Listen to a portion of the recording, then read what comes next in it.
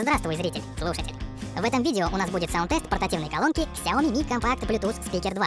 Запись будет производиться в дикторской кабинке на конденсаторный студийный микрофон Rode NT1A, который подключен к микрофонному входу аудиоинтерфейса Audient ID4. Сама портативная колонка во время записи будет расположена на такой простой виброизоляции. Для понимания разницы звучания между записью на микрофон и оригинальным треком вы будете слышать эти оба варианта. Все будет подписано на видео. Рекомендую слушать все в наушниках. Думаю, со вступлением все. Погнали, приятного просмотра.